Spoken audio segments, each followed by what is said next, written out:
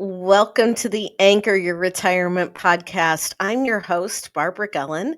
And Tony, you're in your home studio today. I am in the home studio today. Yeah, I'm getting ready to take a week vacation with the fam. So, Happy Vacation Eve. yeah, I'm excited, Barb. I really am. And I love working from my home studio. I mean, I have the same equipment, as good or better as Mhm. in the regular studio. It just doesn't look as cool necessarily. I I got like my the record records collection yeah, the behind record you. behind me. Yeah. Yeah, I've got my records and my turntable right here, my trusty turntable. So we were listening to a little jazz There we before go. I went on the air today. So, yeah, I you know me, I love my And I heard you made another purchase yesterday. I did. I did. We'll talk about this, I guess, for a minute with our listeners and maybe get some feedback from some of them. Um, a mutual friend of ours has lost a lot of weight and looks so much healthier than he ever Mhm. has since I met him. And I'm like, "What have you been doing?" I mean, I swear you've lost weight and look better than just a week ago. And he said, "I'm juicing." And I go, "What Aha. is?" I go, "You're using steroids?" And he goes, "No, no, not like athletes, not like that." He goes, "Juicing is, I have a juicer and I put wheatgrass and kale and vegetables and carrots Mhm. in a juicer along with maybe a little bit of fruit Mhm. and create juices and then add maybe some collagen or protein Yeah, and you make need to these." add some protein to it and, Yeah. believe it or not, a little bit of fat. So that it slows down the sugar absorption from all of the juices because even those vegetables have a bunch of sugar in them. Yeah, carrots, they have sugar in them, and a lot of them Beets. do. Yeah, Mhm. yeah. So at any rate, I'm gonna try that. But I bought a juicer yesterday after work. So after I was finished with my work for the day, I went out Mhm. and bought a juicer. Not one of these. Now he was trying to talk me into this $1,500 juicer, and I can't quite Oh swing my that, gosh. Barb. No, I don't have a $1,500 juicer. I've actually been juicing off and on for almost 30 years. Wow. See, you're way ahead of the game. And I spent about 150 on sale, a Mhm. Ninja that I Okay. read reviews. I read reviews and Mhm. so I did a little research, but yeah, so I'm excited about getting into that. And you tell me I need you to send me some recipes like I for will, I will. I actually use a Breville juicer, and Yep, no, those are good. Ninja and Breville are not endorsing this podcast, but hey, if you want to, reach out. We'll see what we Yeah. can do. Um, Exactly. and like you, I do a lot of vegetable juicing. My favorite combination is, celery, cucumber, 1 carrot because 'cause they're sweet. I'll do a red beet or part of a red beet, and then a spear of pineapple that includes the core because the core is actually loaded with a lot of bromelain, which is an anti-inflammatory, a natural Oh, anti-inflammatory. wow. And Wow. that mixed in with some, protein powder, and then I might use my immersion blender and blend in like a quarter of an avocado or a couple of slices of avocado for that fat. Sure. One of my favorite go-tos. Wow. Okay. Okay. Okay. Yeah. So, it's That's been a minute awesome. since I've done that, but yeah, and that's why I started growing beets in my garden. Huh. I absolutely cannot stand beets. They're one of my most hated foods, but I I bet didn't think just I could either. I mean, not can't stand. I mean, Mhm. there are certain foods I probably Oh, don't like the no, taste of beets worse, and but I, as a child, there was yeah. no love in the love-hate relationship. Yeah, beets are a food. I haven't had a beet since I was a child. Honestly, I don't think I've eaten anything with beets in it or a beet since I was a kid, since I was forced to I by my like parents or grandparents. okay. I will take golden beets and red beets and cut them up, dice them up, mix them together with some grapeseed oil, and then season them with a little bit of steak seasoning and put them in the air fryer. Huh. They're amazing. Huh. Interesting. Sounds Yeah. good. Well, So and I guess if this blend it in financial with planning thing doesn't turn out, I'll just go back to my cooking world. there you go. Well, I could try a beet if it's in a through a juicer and part of with other Mhm. ingredients. I think I could take it because I Yeah, can't stand kale either. But if you put it in a juicer, and I'm telling you, a little bit of pineapple will like, I would go it to cuts the edge off a lot of the vegetable it taste. does. Yeah, I would take when I was juicing, like, super avidly, I would go buy a pineapple and I would cut it into sixths, sure. take the core off and everything, and I would just throw 1/6 of it in Hmm, every time. interesting.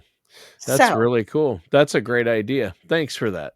but I bet you could find some really cool recipes for it, Tony, if you went out onto social media. Ah, social media, TikTok. There's probably some I bet there's plenty of juicer influencers who are juicing and give you recipes on TikTok or Facebook or Instagram. There's probably Well, many reels out there on that, right? yep. You know what else I've seen a lot of out on, TikTok in particular? What's that? Crazy Financial people? advice. Well, Oh, fine. crazy people is a Speaking of different. crazy people, social media, what I can't believe is that people actually get and utilize financial advice on what to do with their money. And people who have Mhm, money, like, what am I going to do with my 401k and my investments from mhm. TikTok? It Right. is crazy. And, here's a funny little trivia fact, okay? You might know this because 'cause you're in the industry, but did you know that most of the people that are offering financial advice on TikTok, and really even people that have large nationwide shows, Yep. TV and radio, Yep. do not have active financial licenses? Yeah, they're not licensed. They're not trained in that in any way, shape, or form. It is No. crazy. And But a you lot know of the why. big names, like the big financial radio show talk show hosts, Mhm. which a lot of what they say and do can be good and helpful for people, especially if they're telling you to get out of debt and cut up those credit cards. For most people, that is the best advice That they can is get. it But is. then they start commenting on other things like insurance, like stock markets, Mhm. like annuities, and they don't know. They don't have the licensure, They can't be and held accountable for what they're they're not saying. fiduciaries. That's No, the they key. If aren't. you're going to get financial advice from someone, Barb, isn't it important that they're a fiduciary, that they're looking out for your best interest, not just trying to sell you something or give you an opinion? To me, I think it's crucial, and, Yeah. remember, I had my first round of licenses back in the early 2000s, and back then, I did not have fiduciary licenses Hmm.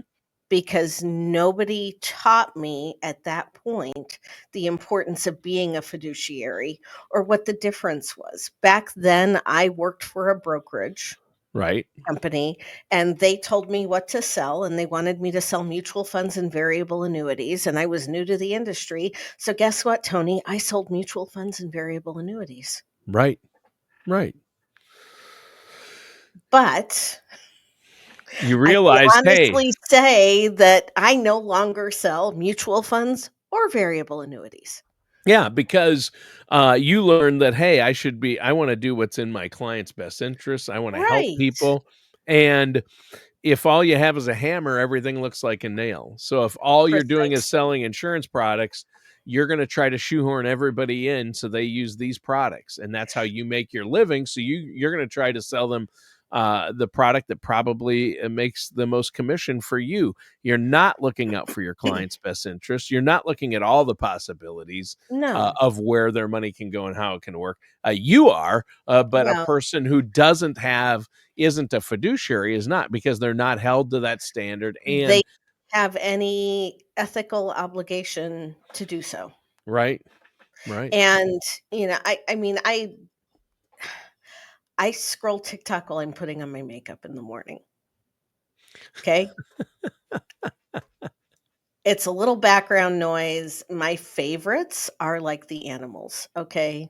Oh, I yeah, the little cats and the Rhaegar the cat cat, videos. Rocco the Great Dane are like my Oh, buddies, oh, okay? love those, yeah. Yep. Me And too, me too. and, it's just it's entertaining, it's lighthearted, and the people that get out there and tell you to go have a fantastic day, that are giving you that little pep talk, I love those. Sure. But every now and then, scrolling through, I come across people who are offering financial advice. And they talk about being your rich best friend, or how you don't need an advisor, or how you can do all of this yourself. And invariably, they're trying to sell a membership to their website where you can Right. get that inside information. Sure. Or some of them are truly out there with a pure motive for financial education. You and I mentioned I love watching Jessica Inskip because she breaks it down and actually teaches, but she is not telling you how to invest. She is telling you how an investment works. Right. Yeah, she's breaking things down for people, and that's good, Right. but you Yes. do have to be careful because at some point, it might be like you said, it's either there's usually 2 purposes.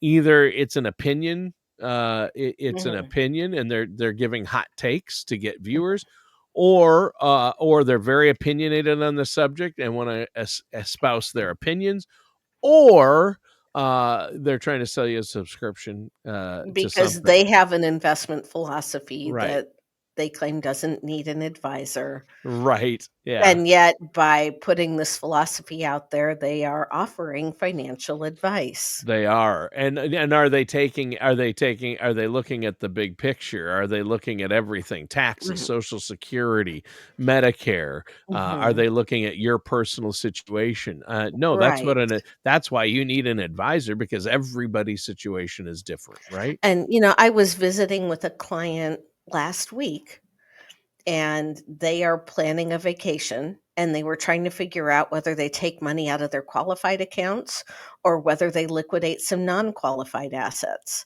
And at first, they just wanted to take them out of the qualified accounts. And I was like, "Well, let's think about this." Mhm. Because, they have pensions and they are fairly well off.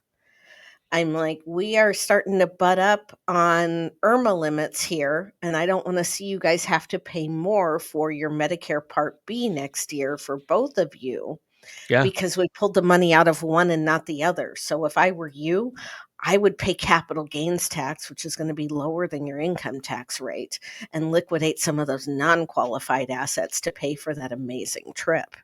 there you go. Well, yeah, Okay. and IRMA, Medicaid, if you're in retirement over Yes, 65. IRMA is not a friend. No, the Aunt Irma, that's the mean aunt on Irma, Yes. and, Part B Medicare Part B premiums are, right around 185, Mhm. unless you have more taxable Unless your income, taxable income is over a certain and threshold, then and then it can go all the way up to, I think it's $680 or 600. something like that, It's over something like that. $600. Yeah, it's over $600, Yeah, I mean, at the top end. and that's per month, people. That's per That person per month. yes. So that's not And good. Oh, $628.90 is I the knew it top was tier. over 600, 628.90. Yeah, Mhm. per month per person. So do you really want that? I mean, that's crazy. Yeah. Yeah. So, again, this is why working with a fiduciary and somebody who understands how your benefits work, especially if you're somebody who has a federal pension Yeah, or a TSP. state pension or a union pension of some sort. Mhm. y- Working with somebody who understands the ins and outs of your pension is if you're not working with somebody who doesn't understand how they work, you're doing yourself a disservice. Yep. So it is,